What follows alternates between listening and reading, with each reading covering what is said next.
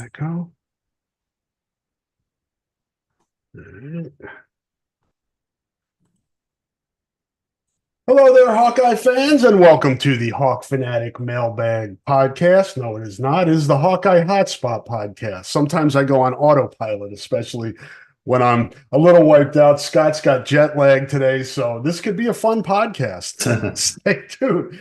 I am Rob Howe. That is Scott Doctorman, the other person you are seeing on the YouTube feed or hearing on your podcast. It is Thursday, May the 23rd, a little after 9 a.m. Central Time. Going to get a lot of info from Scott on this House versus NCAA case. He was out in LA this week with the Big Ten folk meeting out there.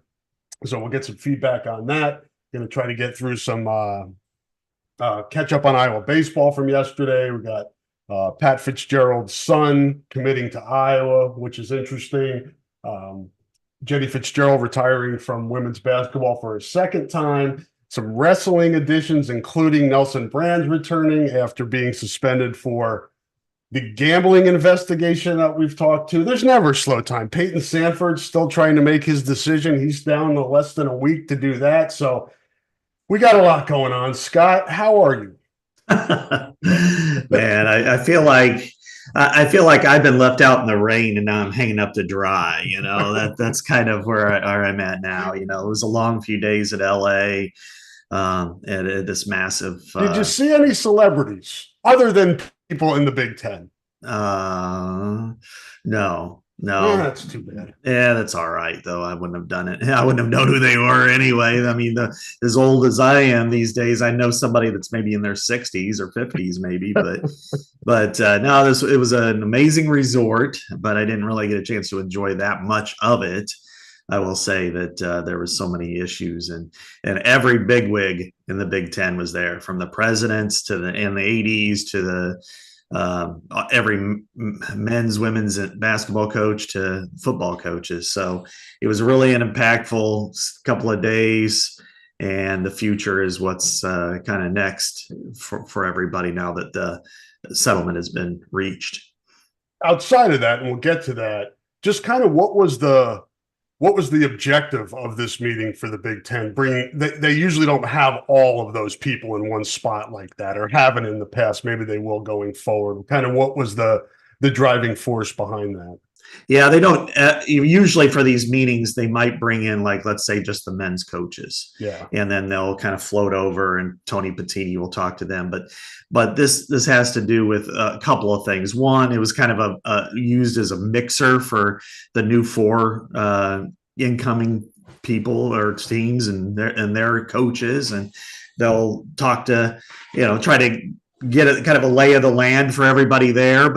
But that's only a small part of it. And, really it was to hammer out the details of the House and then also discuss the next steps, which are going to be just as impactful, if not more so, into the broad part of college athletics. So, being able to figure out, how are they going to handle, there's the potential for losing walk-ons. There's the potential for, paying up to $20 million for athletes. What's that mean for collectives? What's that mean for everybody? And then trying to find rules that may apply, and how to, so there's so many big picture things that they wanted to get everybody's input on, and then also ensure that the coaches kind of receive some clarity. And, because again, the Board of Governors approved the settlement last night for the NCAA, and the Big Ten did it yesterday afternoon while I was in air. And who's left? FCC and Pac-12? Yeah, well, the Pac-12 is. What is the Pac-12? What is that now? It's just Oregon State and Washington State holding on. Like, could they screw this thing up? No, heck no. Okay. Yeah, they would be so isolated that they would never have a chance to do anything. It'd be sweet revenge, though, wouldn't it? I suppose, but I don't think it would kill yourself. Yeah, I mean, if you want to go, like True Romance at the end of True Romance and just shoot up the room and yourself in the process. Thelma and Louise, go off the cliff. Yeah, go for it. But they have one of those memes, like Gina Davis is Washington State. Yeah. Just boom over the cliff. Over the cliff. Except, the thing is, you've got administrators who want to get other jobs at some point, and I don't think they want any part of that. So, but we can discuss the specifics later on or right now. It's up to you. No, let's stick with this, Scott. And the kind of the things I would like to have you touch on, because you have a great understanding of this, is Power Four versus the rest. How does that work out? Because obviously every athletic department has a different budget, and it trickles down that way. I guess basically this would be called revenue sharing, or in other words, paying the student athletes. And like you said, there's so much to go here. What does this mean for collectives? Is everything under the umbrella of the athletic department now? And I'm going to say this, and I'm sure it'll annoy some people that are in administration. If I'm the student athletes, I make sure that I don't know what type of representation they have in all of this, but I don't trust the NCAA and I don't trust the member institutions to be. They're accepting of this too easy for me. I would just be cautious, and maybe there's nothing here to this, Scott. But if I'm student athletes, after all they've been through, and after what, as much as the NCAA has fought this tooth and nail, I would be wary of what this deal is. Yeah, that's fair. I mean, because if they would have lost this, or if they would have gone to court and lost a trial and the damages are trebled, then you're looking at a $20 billion lawsuit. Yeah. And this one in particular, it's not as much, the actual settlement isn't as much about the current as it is the past. And this deals with, with statute of limitations for former Division I athletes who were unable to profit off their name, image, and likeness because of NCAA rules, denying them. So that's where this money really heads to, or, other than the attorneys and stuff. But, and so the structure is that the Power Four conferences now going forward pay about 40%, and the remaining 22 or whatever conferences pay about 60%. Up front, the NCAA is going to use like 1.1 billion in reserves, and the rest of it, I think it's between 1.6 and 1.7 or something to that effect. It's just funny that they have that in reserves, and we're talking about. It's crazy over time. And then the rest of it's going to come from, over a 10-year period off future earnings for the NCAA men's tournament. And now the bigger schools, the Iowas of the world, and they really have no problem saying, sure, we'll wipe away some of that. $2.5 million is about what they get from the NCAA tournament. That's not a big deal to the Big Ten schools who make $150 million. But when you're talking about the Northern Iowas of the world, or even Northern Illinois, and that, you're talking about a massive amount of their budget that they're already not in great shape financially to go with. So this is really significant, and they're not happy at all about this, but they're going to have to kind of go through it. Otherwise, the governance structure will implode. And, there's some pluses to that, and there are also a lot of minuses. I mean, it's easy to say, oh, we should just start it all over again. But everything from the infrastructure of how there's, everything's governed, you do have to stay within the boundaries, because it's already boundaryless when you're talking about NIL and pay for play or whatever.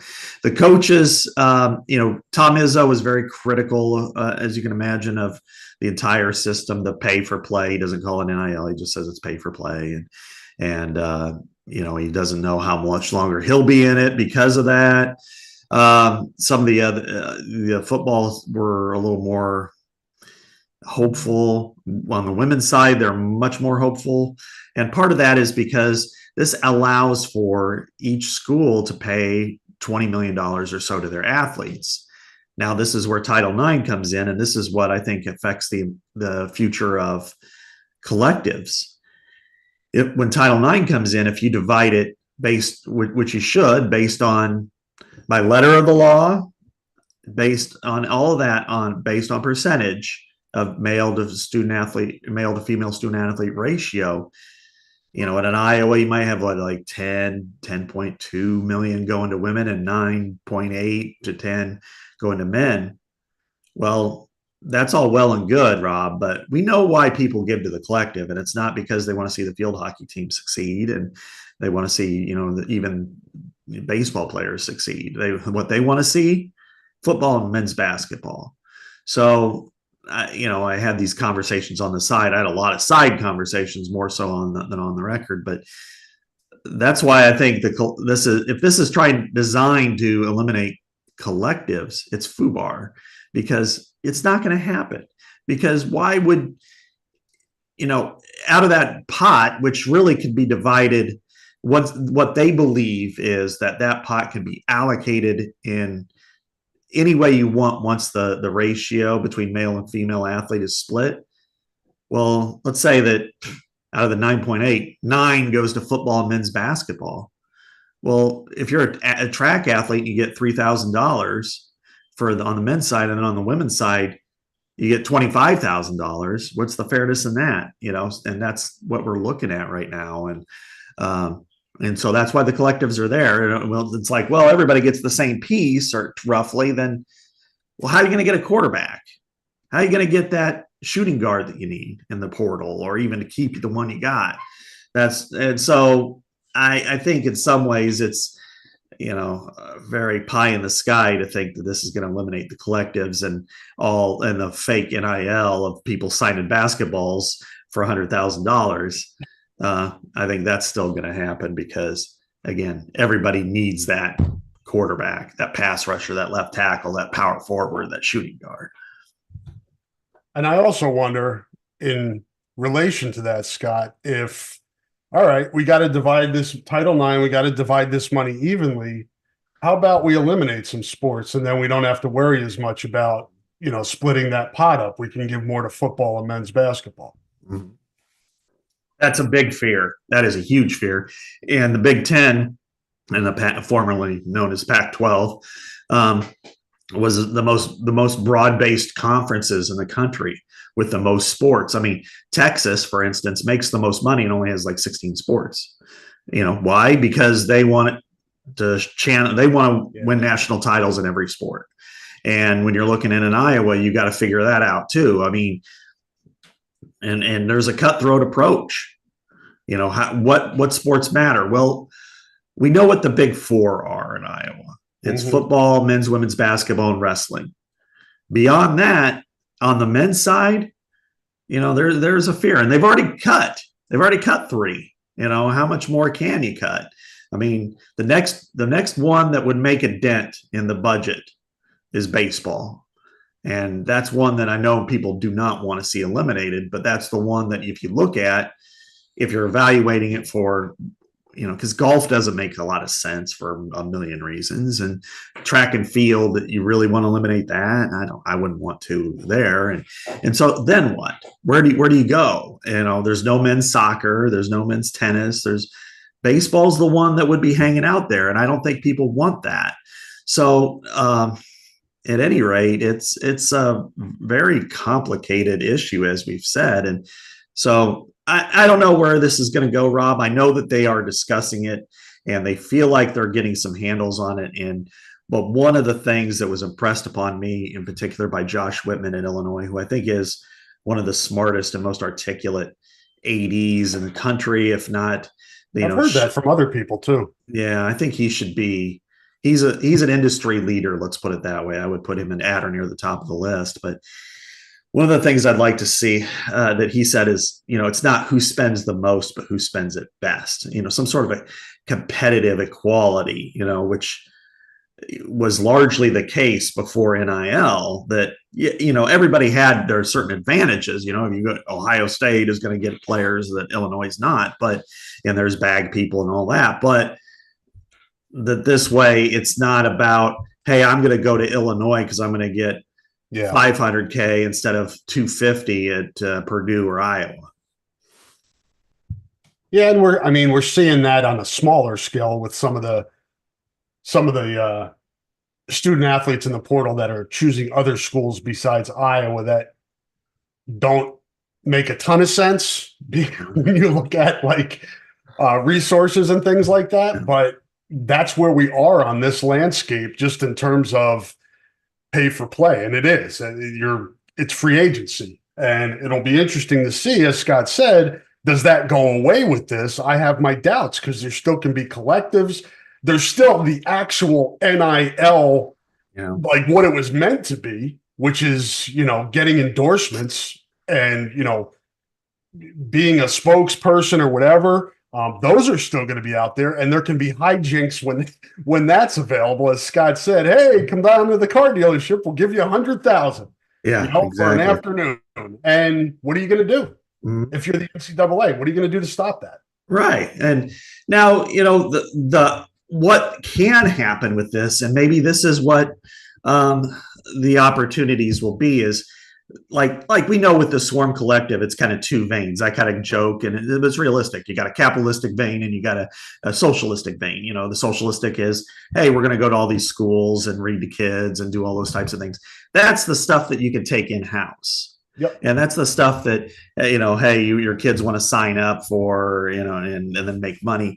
You could probably work that through and even work it in a way where it's open to everybody and not necessarily, even specific based on gender. You could probably do that. And again, I don't know the rules. I don't want to get too heavy into that. But at the same time, then there's the other one, and that one's going to still be around. You're just not going to get away from that. And that's kind of what it was all intended for. And that's what, a lot of people are like, we just want to get away from the bullshit of, hey, this basketball player is going to come here. He's going to come down to our restaurant and sign one basketball, and here's $100,000 check. They want to avoid that from some of the collectives. And, and then we have the recent lawsuit from Jaden Rashada, and just what happened at Florida, and promises didn't get kept. And so they want this more structured. And I understand that. But if you're the athlete, what do you get out of this? It's got to be a win-win. Now, if it's through the in-house and then the athletics department's running it, you are going to be guaranteed money, because the collective some could be sketchy.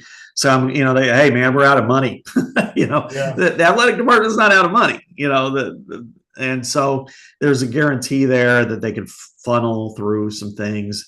And for probably 85% of the athletes, you're good. But it's the upper echelon that you're going to have to figure out. And those are the difference makers anyway.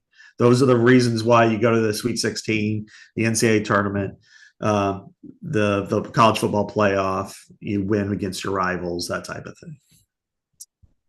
Yeah, that top percentage of student athlete is still, when you're in when the schools that are used to dealing maybe with bagmen and situations like that, it's tough to get away from that. It's tough to get away from that approach. And if you have an avenue to do that through NIL, and there's somebody in the transfer portal, I still see it. It's a free market. And I don't want to go back, because I know this is annoying and frustrating to people, but we saw it with the Caden Proctor situation here.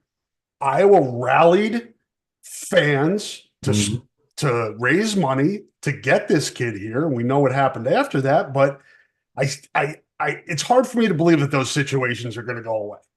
No, they're not going to go away. They're just not. I mean, there's too much money to be made out there. And when you're looking at the Big Ten in particular, I wrote about it this week, about how much money that they generated and lost, last year. And in this upcoming, it might even be this fiscal year. If not, it's certainly next one, where they're going to generate more than $1 billion, in overall revenue.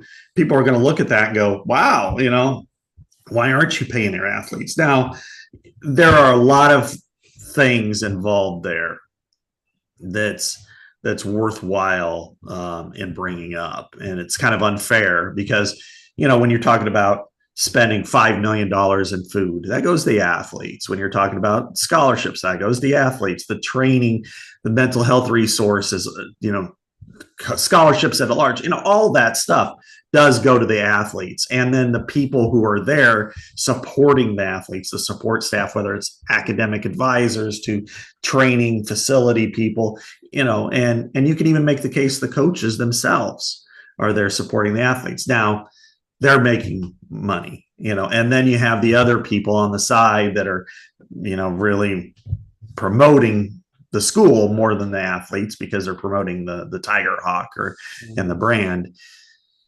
so, but when you see the escalating salaries and then now you kind of bring it back, but what the hope is, and this again could be pie in the sky, is it curtails some of the salary growth.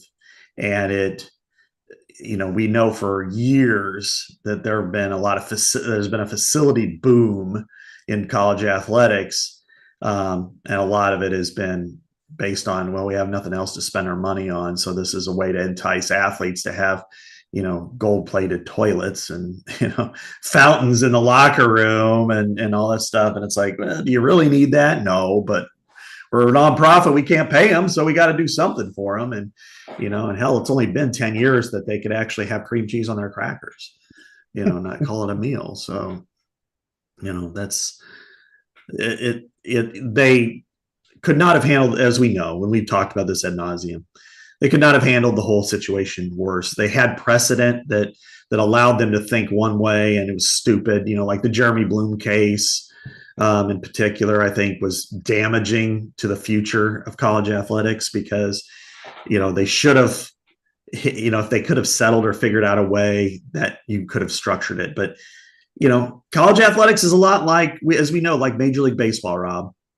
You have your upper echelon franchises, your Texases and Ohio States, or your Yankees and your Dodgers.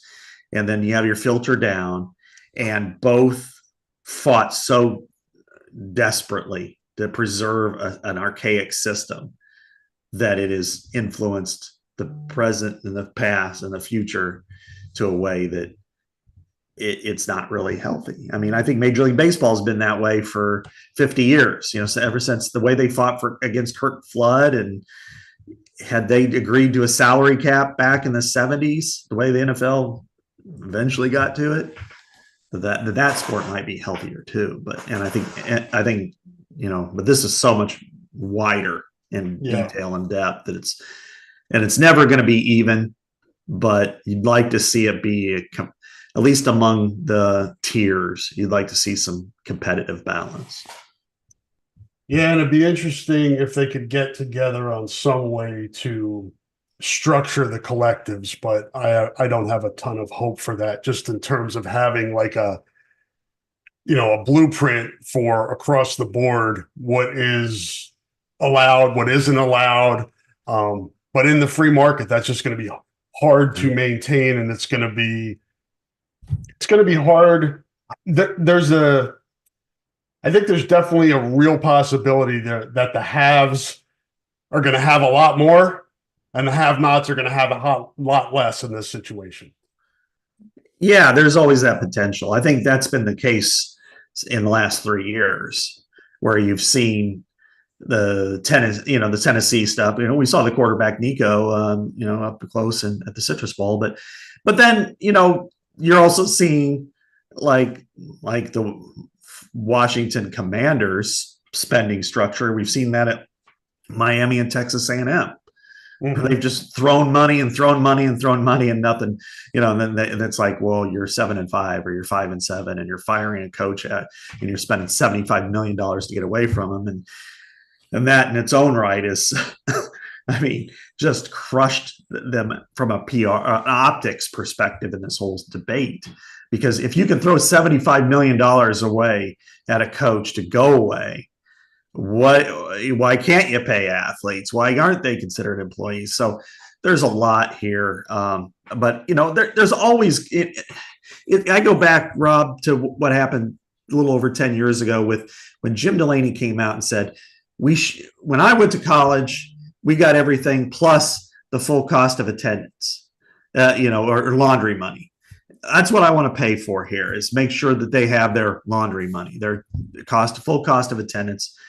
And for some schools, that was $5,000 extra, like a Penn State, because of where it was located, to, another school might be $3,000 or $3,200. And people started freaking out like, oh my God, that's going to be, how are schools like you and I going to keep up? And I'm like, you and I's never going to keep up. If you're from Dubuque and you have an offer from Wisconsin, Iowa, and Northern Iowa, which one's coming in third?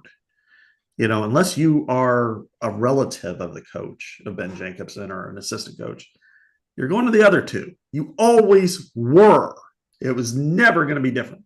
So I think, but so that part you've got to just kind of accept that there's going to be a tiered structure. And just like if you're a football player from Columbus, every now, or let's say Dayton, let's just make it different, and your offers are Ohio State, Michigan State, and Iowa, you're probably going to Ohio State because they're considered a blue blood marquee program.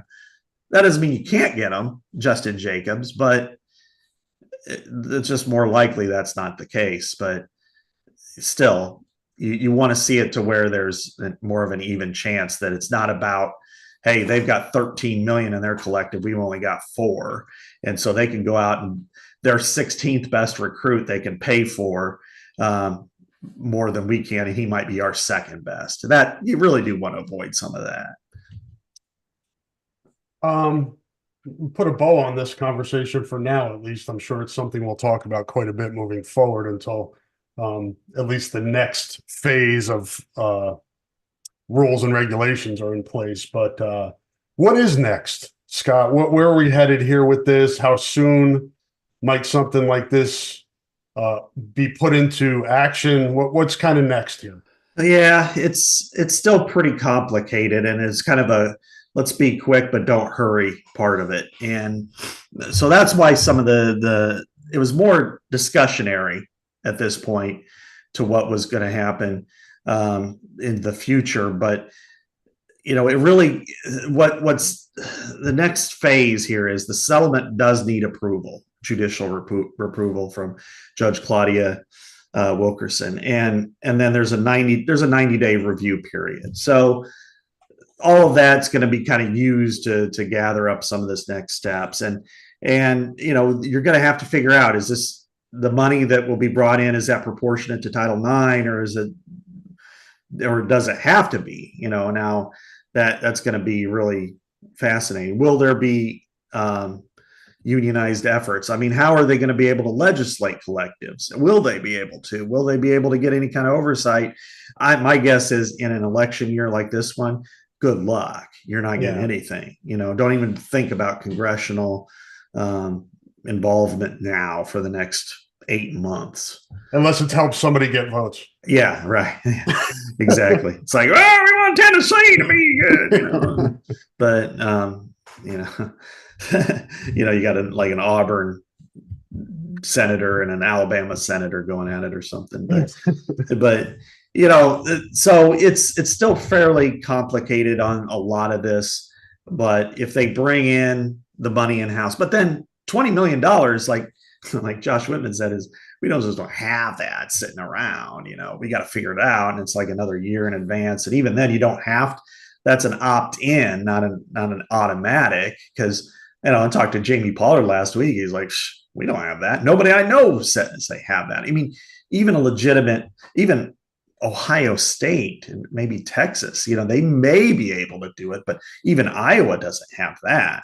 Now they can figure it out, but there's a lot of complicating factors here. I would expect, though, that they will have put themselves on a path to moving forward within a few months. So I wouldn't be surprised by mid to late summer that we have some sort of a understanding of what this means, big picture. Do you see it being implemented for the 24-25 academic year, or if the following year is more likely? Following year, probably more 25-26, at least that financial part of it. So we still have the wild west for another year, at least. Oh yeah. but like what Brett Bielema told me yesterday, he's like, but at least I can go out in June and tell the players who visit, That's a good point. here's what the future holds for you. Mm-hmm. And players like, the collectives matter but I would say for 2/3 of the recruits in this part of the world, they probably don't matter as much. If you're a small town Illinois or small town Iowa kid who's a 3-star, who's just looking to get a really good offer, and NIL is just kind of like an added bonus. It's like, oh yeah, okay, I can go there. Now, if you're a 4-star and you've got a lot of suitors, and that's going to get heavy discussion, but largely, hey, I can earn $6,000, $8,000, $10,000 through Alston payments and showing up at a food kitchen. I'm doing all right. Yeah, that's true. And we'll kind of see where this thing goes, and obviously we'll talk about it. We've been talking about it for years as this thing kind of winds its way to a conclusion, if we ever get there, but we'll see what happens. I don't have my hopes up for this to be a smooth ride, so hang on. Yeah, right. All right, folks. I want to let you know that support for the podcast comes from Systems Unlimited, celebrating 50 years of providing services to people living with disabilities and mental health needs throughout East Central Iowa.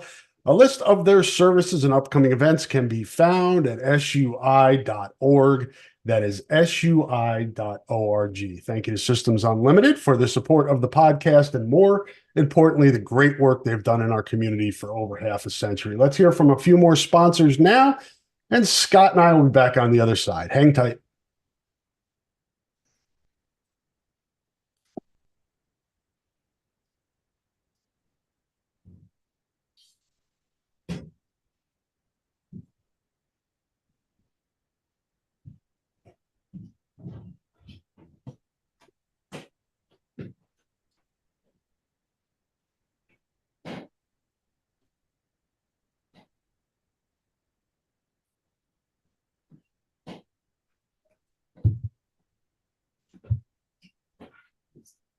And we are back to let you guys know that switching is easy. We do it all the time. We switch on the lights. We switch TV channels. Some of us switch partners while square dancing. Well, that's a stretch, but what's not a stretch is how you can switch and save with State Farm. In fact, State Farm agent Chad Birch right here in Iowa City can switch you over so you can start saving today. Chad and his team are ready to welcome you to the State Farm neighborhood. With Chad Birch, it's easy to switch and save. Just give him a call when you want the real deal. Like a good neighbor, State Farm is there. I did a podcast 2 days ago with Brevan Doll, incoming running back at Iowa. And he told me, Scott, that he's never square danced. So apparently they must have removed that from like the elementary school phys ed torture. I think that's a good thing, Rob. I remember that. And I remember Teninkling, I think it was what it was called, where you kind of like do this, and it was like, that's like the robot. That looked like you're doing the robot. Yeah, I know, except it's not with your hands, it's with your feet. Yeah. It's like you have like 2 poles and you're like step, step, step, step, step, step, step, step. That's probably pretty good. But I'll say this about Brevan Doll. There have been very few state track meet results that have ever equaled anywhere close to what he's done. It's some of the most remarkable times I've ever seen. I mean, right up there. I think it's the second best ever, regardless of class, and maybe the 100, and maybe third best ever, regardless of class, and the 3, and then I think it's 4. Was it 4x1 or 4x2 that was the best ever? Unbelievable. It was the 4. They won. I think they won the 4x1 and were second in 4x2. So I think it was the 4x1. I want to say maybe it was the 4x2 in the prelims. Could have been that had that, and then they finished second. I don't know what happened. I wasn't there. Relays can be goofy.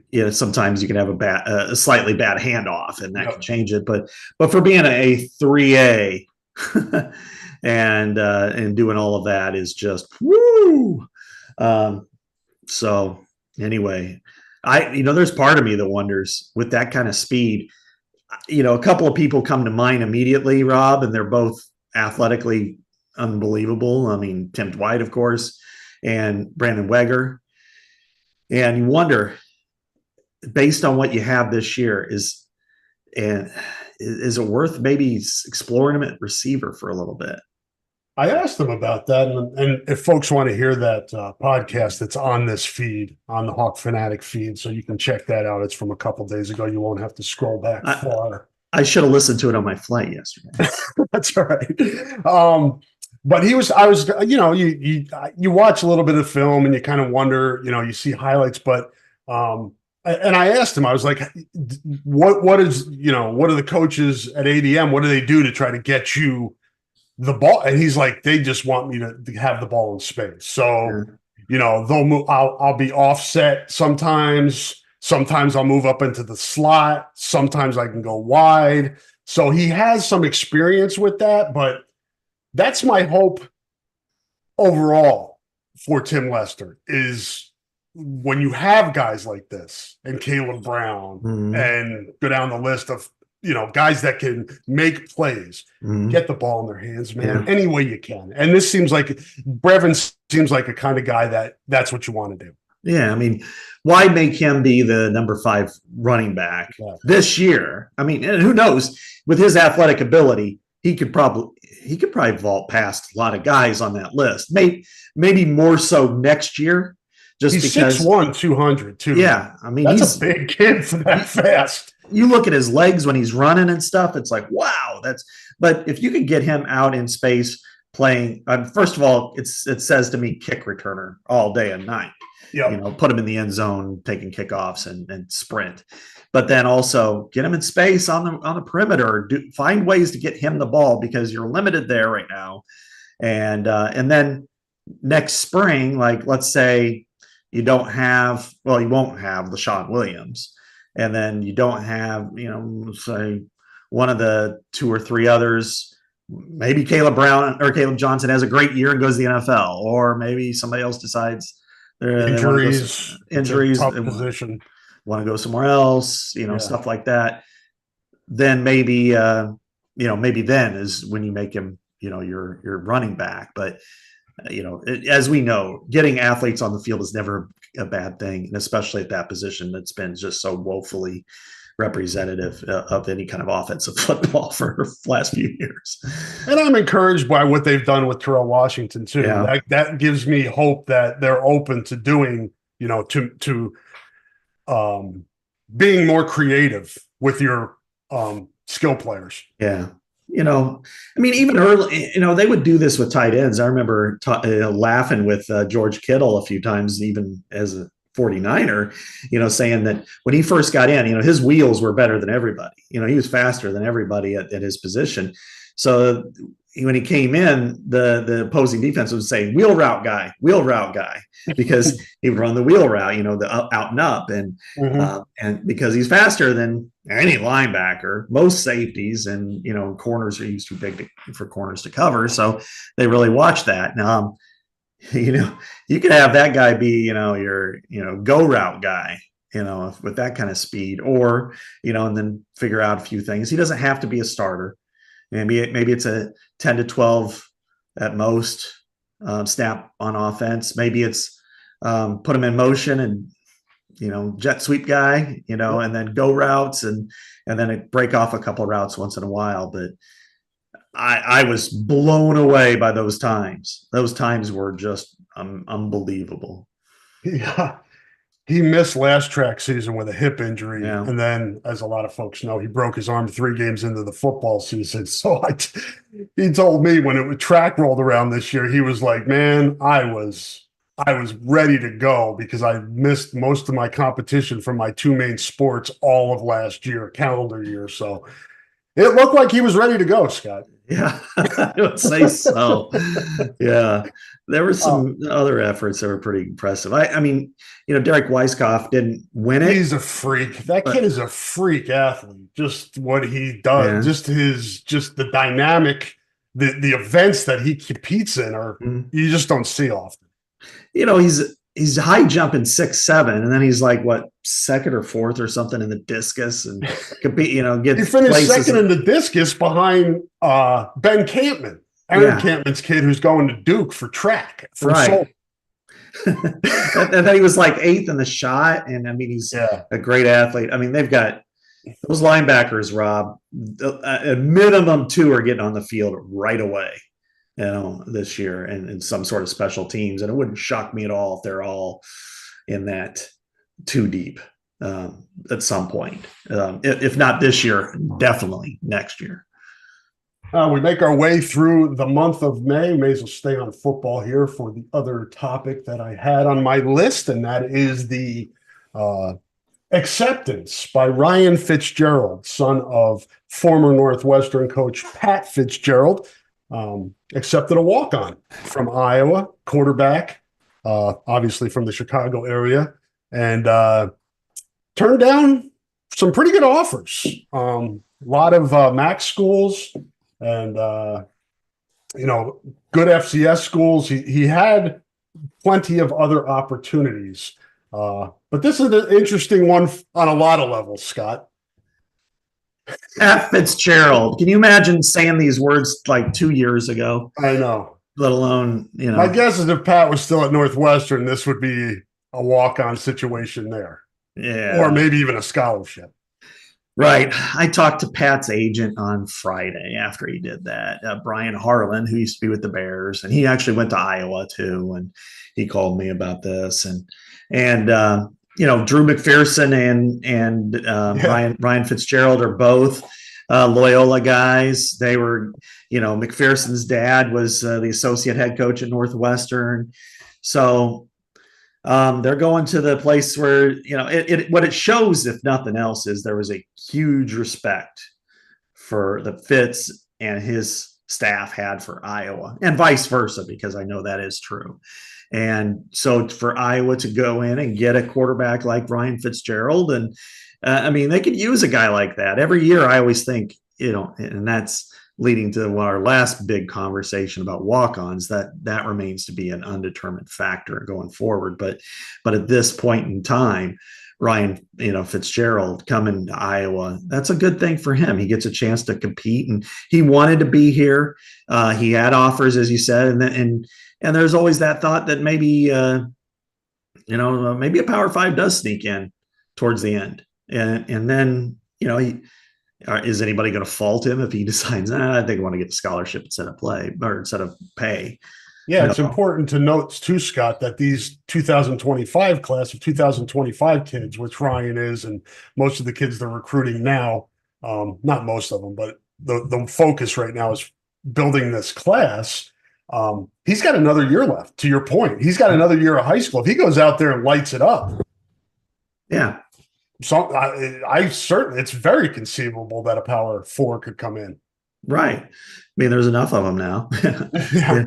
But truthfully, if somebody's like, hey, we don't have anybody in that class, we're going through the transfer portal, we're getting our guy, and then we just need somebody to, and it's tough to turn down that opportunity. But of course, Pat has made enough money over his career that he can afford Iowa.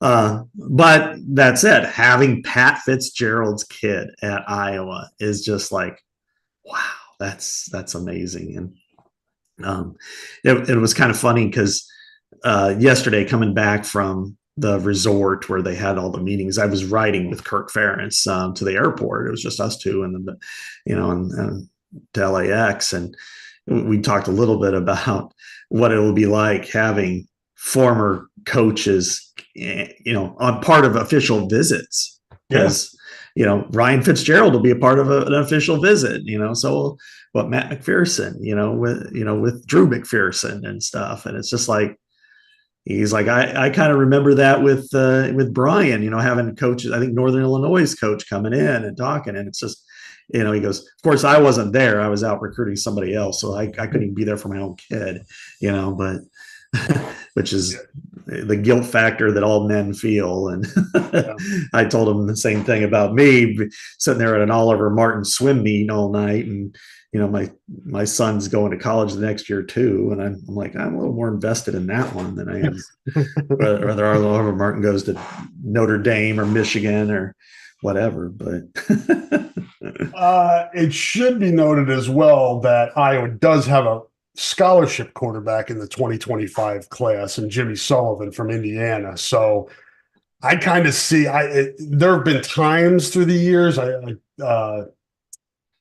Drew Cook and Ryan Boyle, I believe, were in the same recruiting class as quarterbacks. Drew switched to tight end, and Ryan ended up transferring. But I really think it's like one quarter scholarship quarterback a class now with the transfer portal. I think it's going to be very hard to get two scholarship quarterbacks in one class, but we don't know the future of the walk on. Hopefully it stays. I would hate to see that go, but as it is now, even a Ryan Fitzgerald can come in here and get some money. He can get some NIL money. You know, it's a different landscape. You're not just walking on with nothing. So that's helpful. Right. I mean, you think back, Rob, when Kirk first started, and somebody like Bruce Nelson, who great athlete at Emmitsburg, played in multiple positions, but couldn't even eat with the freaking team except for games and training camp. That's so stupid. And Dallas Clark too. Yeah, Dallas Clark too. I mean, yeah, he was doing land. He was working on the university like landscaping crew. He was like watering fields and stuff. Yeah, I mean, some of those guys were, Bielema was telling me yesterday when I was talking to him, because he was a walk-on too. Yeah. And he was telling me about how he went to, he was working in like North Liberty on working for the Johnson County, doing roads and stuff early in his career and everything. And then that's, we could certainly ramble about walk-ons, because I just think that's maybe the most horrific thing that could happen here with any of this. But really, having a guy, quarterback like Ryan Fitzgerald, Iowa hasn't had a lot of success in quarterback, period, but specifically with a walk-on becoming really a pivotal player at that position.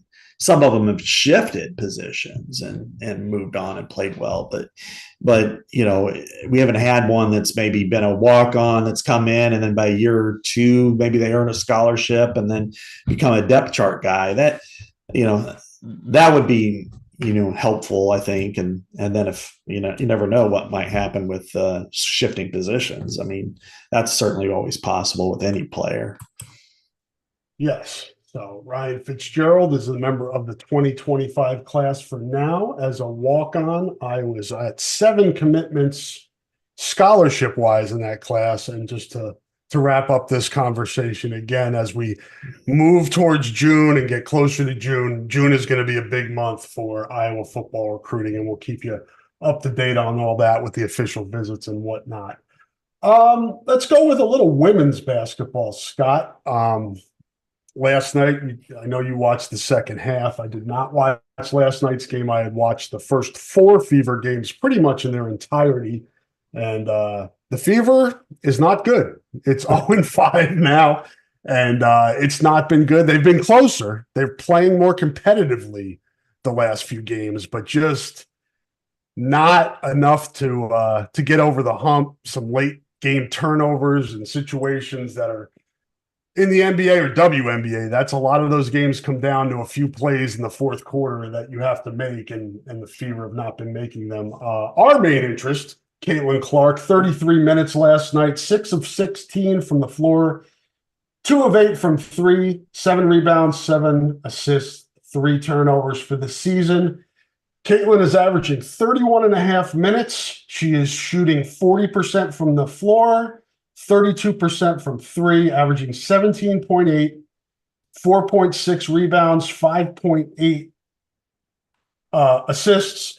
And the bad number is the 5.8 turnovers. Only 3 last night was definitely a positive for her, Scott. But I think she's doing fine. I think she's starting to figure it out as you watch. She's starting to get used to the league. We've said it before. Such a short training camp and preparation time for these women to learn how to be teammates and work on chemistry, shorter than any other professional league. So I think you have to give them a little grace here. And I certainly think you have to give Caitlin a little bit of grace here. And I think she's doing fine. It's what's really unfortunate, Rob, is there are so many people who want her to fail and are like so invested in her not succeeding. that they have twisted this narrative and made it look like she's performing poorly when in fact she's playing. I mean, statistically, she's as good or better than almost any other rookie that's ever played. She's playing for a bad team. Expectations were unrealistic. No question. I mean, what do you expect her to be, the MVP in year one? I mean, she's only been playing for 2 weeks. I think there were people that thought she would do in the WNBA what she did in college. I really do. I think there are people that thought it would just be easy, but there are a lot of new people watching the WNBA, and I think they're getting slapped with the reality that these are the best players in the world. Yeah. And you look at the defense that she's attracting.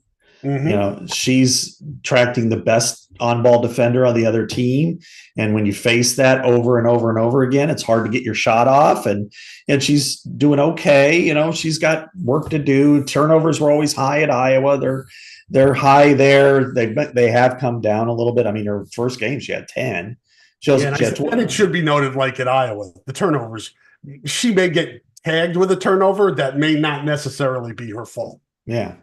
And watching that team, I'll say this, that Iowa had much better coaching, much better execution across the board. You know, the athletes are better, you know, I would say, you know, that, you know, but Aaliyah Boston's not playing the way she did last year or the year before. She looks slow and sluggish. And, you know, if you know, I'm not one of those that advocates for coach firing. I don't know enough about it to make it a, you know, pound on the table. They need to get a new coach there. I don't think they're well coached, though. That last sequence where they're down 3 with like 2 seconds left, and they inbound the ball to Aaliyah Boston, who takes like 3 dribbles at half court and launches a 3. What are you doing? That is the most ridiculous. Can you imagine Iowa down 3 to Michigan State men's basketball a few years ago, and they inbound the ball to Luka Garza, who launches a 3? You know, who do you want doing that? Jordan Bohannon. You've got Caitlin Clark, the best long-range three-point shooter other than Steph Curry in the world, and you can't find a way to get her the ball near half court with 2 seconds left. You know, that's a situation that I'm kind of like, this is. I mean, they missed a lot of shots. It's not just on one play, but that sequence just burns into my memory and my thoughts. And going, you know, they and then you look at kind of the coaching resume and you think, yeah, maybe they need somebody a little bit better there. And then you look at the players that the other teams have, and those Fever roster needs a lot of work. Yeah, I mean, Boston's not what Boston was or should be. The rest of the players are inconsistent. Some play well. Nalissa Smith is really good. I think she's played really well. And I think Caitlin's played well for the most part, but she's not getting much help.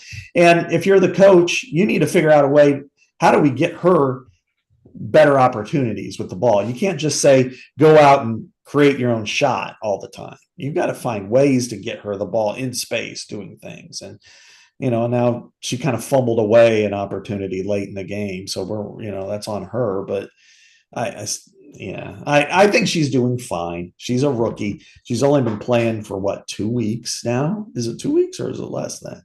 And it's been about 2 weeks, and with about 2 weeks of training camp. Oh, it's probably been less than a month. Actually, it's been with this team. Yeah. I mean, okay. It was a week ago Tuesday. It was their first game, correct? Yeah. That's they played, or was it 2 weeks? It may have been the end of the week before that, right? It was like, well, they've been playing every other day. So yeah, you're probably right. Yeah, I think it was a week ago Tuesday because it was in West Des Moines. They're jamming all these games in because of the Olympics. Yeah. Because they have to take a month off for the Olympics. So they're just jamming these. Usually that's the thing that like new fans to the WNBA, I don't think they realize. Hey, they're playing every other night. It's weird, but they have to because of the Olympics. Normally they wouldn't be, like, they've had no time to practice. Yeah, hardly any practice time because the game's coming so quickly. Well, exactly, and then you look at how fair is it for any athlete of any major sport to go from playing where practice started in September, October, early October, to play a full, complete season. First of all, she had the spotlight on her everywhere she went. to get all the way to the championship game in early April. And then 3 to 4 weeks later, it's like, okay, go into practice. Sure, her body hasn't had enough time to really recover from the season. Now, she didn't have any major injuries, but, there's always this, you need to rest. You need to train. You need to train your body to be able to compete against the best athletes in the country on that level. So she wasn't able to do that. And it's going to take some time. I think, what's kind of funny is how Kate Martin has made an impact right away with the Aces. Her game, what was it, Saturday, was just, remarkable. You had that block and I've seen a lot of people, it's like this old guard, new guard of WNBA fans. Like the old guard thinks that everybody's a bunch of hayseeds and, you need to learn about, the total gatekeeping, from the past of, well, before you can watch this, you need to know who, Candace Parker is. And it's like, no, shut up. It's not like when you turn on a baseball game and say, I need to know who Mickey Mantle is for me to respect the sport, but, so you have that factor, which is driving me nuts. But the positive of this whole thing that some people get that other people don't, Rob, is that the Caitlin Clark effect comes down to, let's say somebody like Kelsey Plum, who most people, I dare say, probably didn't know about until Caitlin broke her record. But now they're watching the Aces because, Megan Gustafson's on there. Oh, Kate Martin's on there. And they watch her play, my wife's a great example because we got the package because of her. And she loves her. She's like, oh, she's so great. And then you see like her, having this really, emphasized reaction to Kate Martin's block last week. And now she's like a fan favorite.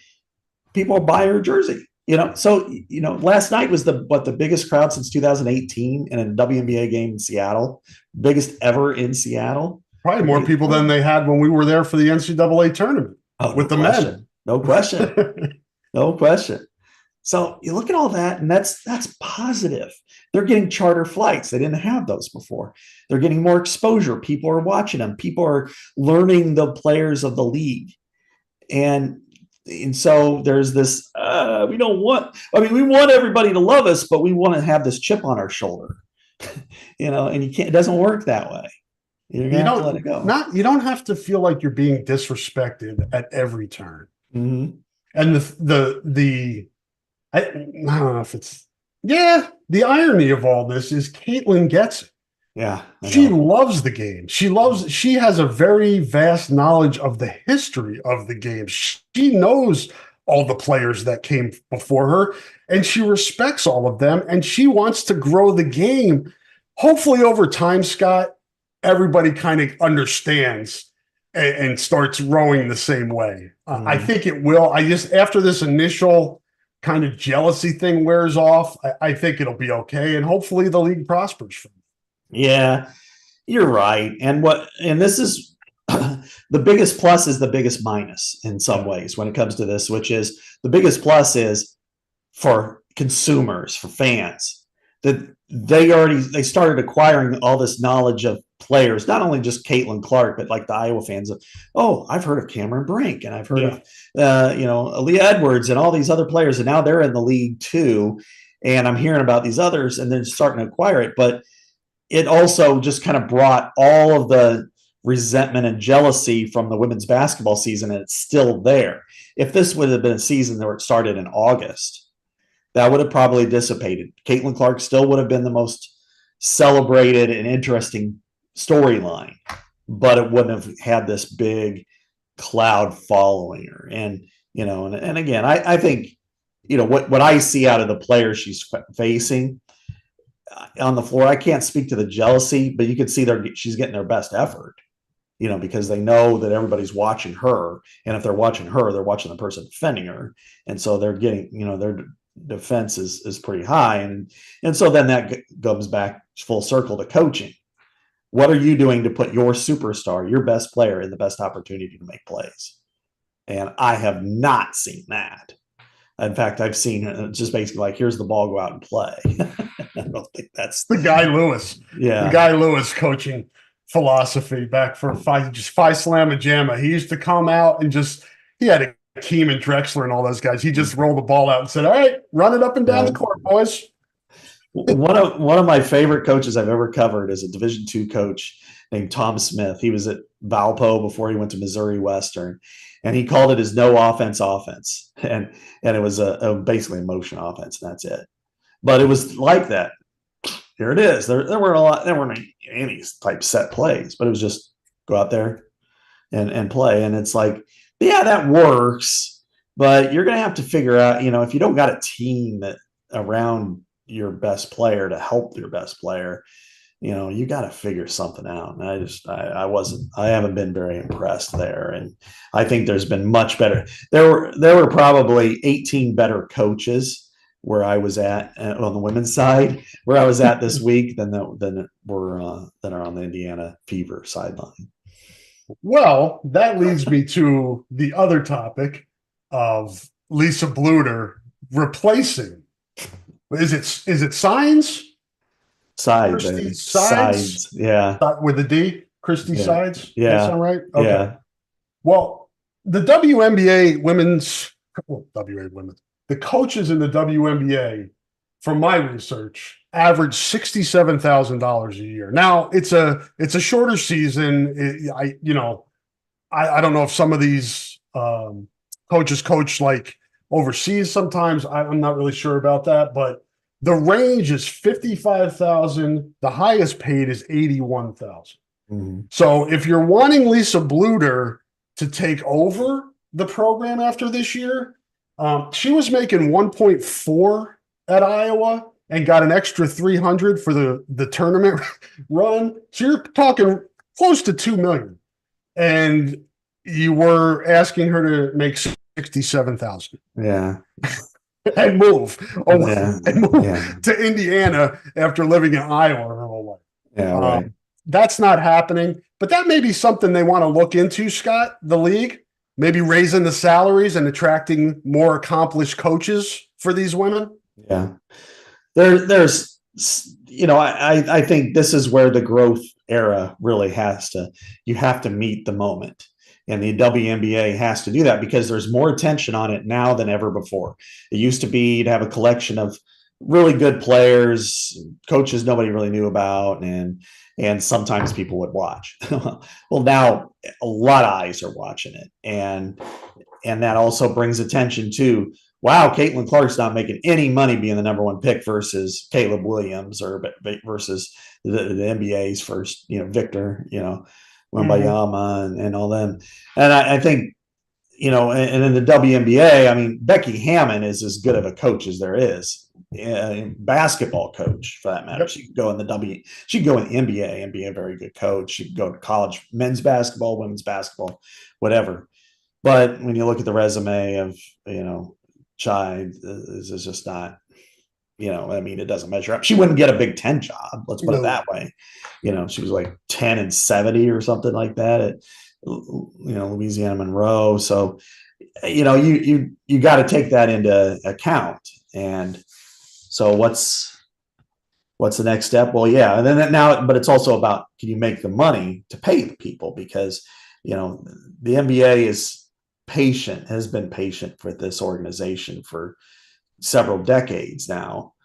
And now they've got to figure out, well, I'm not going to pay him $500,000 to lose $500,000, but that said, Becky Hammon, if anybody could coach in the NBA from a women's coach, I'd say Dawn Staley and Becky Hammon are the two that could do it. I mean, they're awesome. Yep. No question about that. And somebody's here. Maybe it's the mail.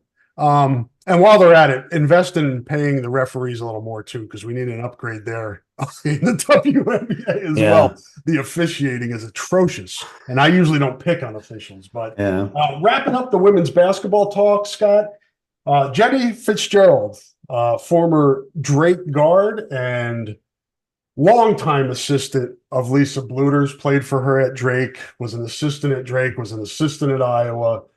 Kind of sort of retired several years ago. but stayed on in kind of an advisory role, kind of on campus. She wasn't recruiting or anything like that, but worked with the guards. She announced that she's really forever retiring on yesterday, Wednesday, May the 22nd. And Jan Jensen deserves all the credit she gets for what she did to help Lisa Bluter and the Iowa program.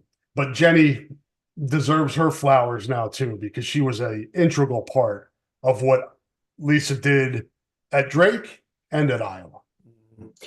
That trio was, it's hard to compare like to the 83 football coaching tree that Hayden had. That was kind of a different, especially the profile of it. But this is in the same ballpark as, Norm Parker, Phil Parker type of thing. Mm-hmm. That you're talking about people that were instrumental in the rise and the high trajectory and the maintenance of the Iowa women's basketball program for more than 2 decades. And Jenny Fitzgerald was terrific. I mean, you had the post whisperer in Jan, and you had the guard whisperer, or the accelerator in Jenny Fitzgerald. And yeah, she stepped aside. And I asked Lisa last week at the I Club in West Des Moines on the side, so is Jenny going to stick around? She goes, I don't really think so. I think she's going to step away for good this time.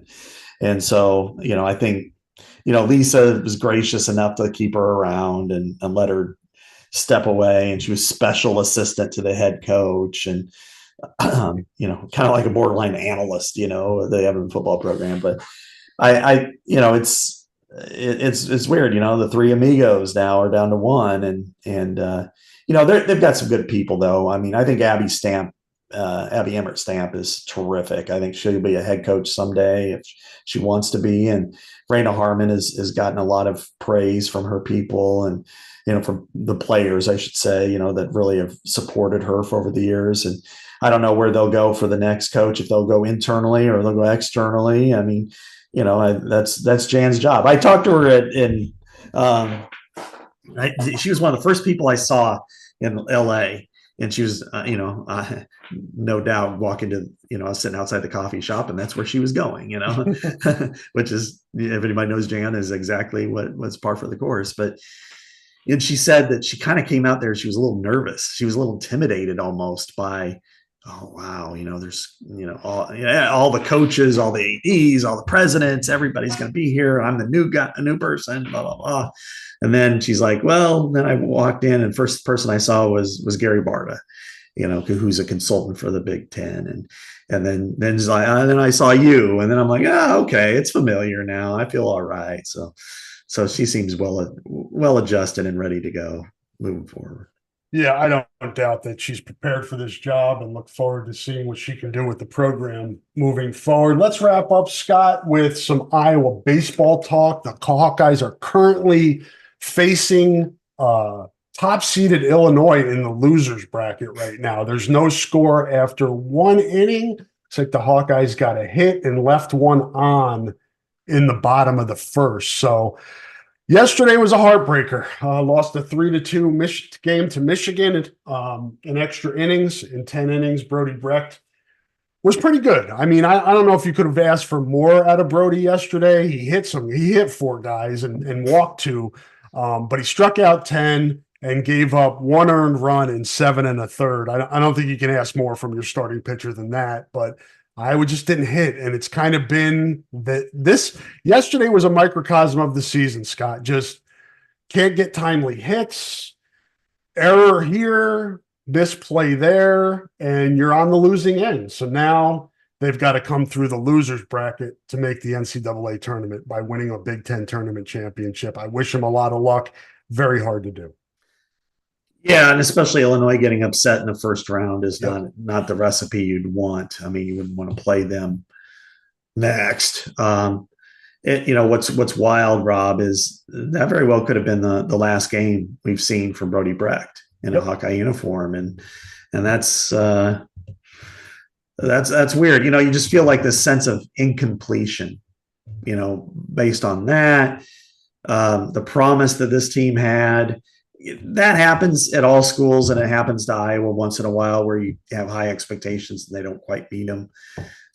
But yeah, it's been a rocky year where they started off really slow and lost a lot of games early, and then kind of didn't get any momentum. Then they started building it and playing well in the middle and latter part of the season, and now they really needed to beat Michigan. They just had to. That was because that keeps you in the winners bracket, and you get Penn State, who upset Illinois. You got to figure Penn State's number 2 isn't close to its number 1. Right. You got Obermuller coming with your second starter. Iowa was in good shape, and just yesterday was a frustrating game. I watched for about the 3rd or 4th inning on, and it was really frustrating to watch. Yeah, I didn't get a chance to. I was traveling and working on other things, but it is kind of the microcosm of this season, and I think kind of spinning it all the way back to the early conversations about house settlement and stuff. Is I'm not going to go as far as to say this is existential for Iowa baseball, but I will say that there are some real questions about Iowa baseball, viability going forward in this new environment, because Rick Heller is a better coach than the Iowa program. Let's put it that way. I mean, from structure to NIL to, even ability to attract great talent. He's They've been trying to upgrade things over there for how long? They just don't have the support. It's sad. Yeah. And that's the difference between a Big Ten and an SEC team. Yeah. SEC team doesn't have wrestling, so baseball is that next sport. I mean, even at our place, which, baseball is in some places bigger than basketball, men's basketball in the South. So, they're attracting talent. They're attracting different people. And here it's clearly 5th at best as far as most interest. And softball faces some of the same issues.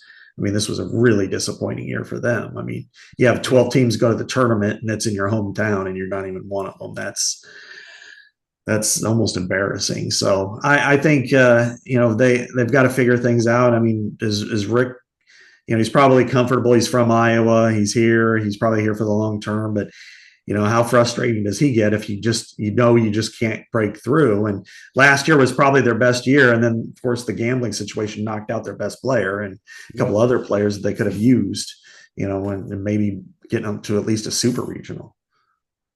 Yeah, no doubt. And we'll see how they fare. It's disappointing when you have the high expectations and don't come close to even meeting them. I mean, it's one thing to start the season in the top 25 and not be in there, but then to not even make the NCAA tournament with, take this for what it's worth, but Baseball America's got their 3 starters ranked in the top 150 of the draft rankings this year in Brody Brecht, Kate Obermuller, and Marcus Morgan, and just did not live up to expectations. And it happens. And that doesn't mean next year will be bad because they won't have those guys. It's just really small margin of error for Iowa with it when it comes to baseball. Last thing here, Scott, we talked about it before, wrestling. Nelson Brands announced he's coming back. I think that may have been a medical thing for him. He had a medical year, maybe. I'm not sure what gave him the extra year, but he got knocked out last year as part of the gambling investigation that we've talked about a lot on the podcast. And then Iowa also adds Kyle Parker at 149, 4-time All-American from Arizona State. So pretty good week for Iowa wrestling in terms of trying to build that roster to compete with the giant that is Penn State. Yeah. And that's big for Nelson Brands, and it's big for Terry and Tom too, because they had such an issue with the gambling, and it looked like they were all done, Tony Cassiope, because they lost a year of eligibility because of that. Now, I also know from talking to Charlie Baker a little bit about gambling that I think that there is some, I don't know, regret is the right word, or they feel like maybe it was a little heavy-handed in what was done to some of Iowa's athletes and Iowa State's athletes, which of course does no good to them now, but it does do Nelson Brands good because, they were playing for the extra year, not based on the gambling, but based on a previous year where he was injured and he was able to get that medical red shirt. So he does get at least 1 year back. And as we know with Iowa, that it was a tough year for them on the mat because they were they fifth or fourth in the country, but anything past second is bad for Iowa anyway. And Penn State was just so dominant, and that's a position they hate with a passion that we can't even describe on this podcast. And so, good for them. They're in a good situation. Next week is when there's the formal dedication of that new wrestling facility, and it looks pretty good. They moved the Gable statue out in front. I think they're well on their way where they have that established. And and you talk about the NIL period. If the wheels in motion weren't there for the new wrestling facility, would have gotten built? I don't know.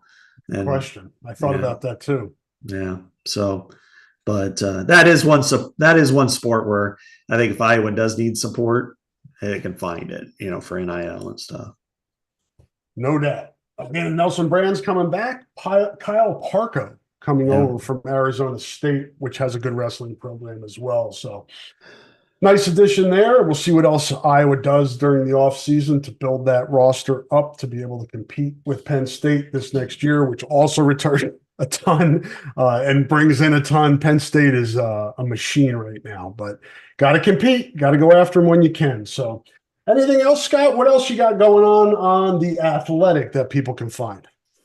Yeah, I'm gonna write some stuff from this past week where I was at. I mean, I think the walk-on situation is something that's really impactful because for developmental programs like in Iowa, Wisconsin, and Illinois, Nebraska, whatever, as we've known, let's face it, Scott, most programs benefit from walk-ons, other than the blue bloods, and even there they have them that pop through.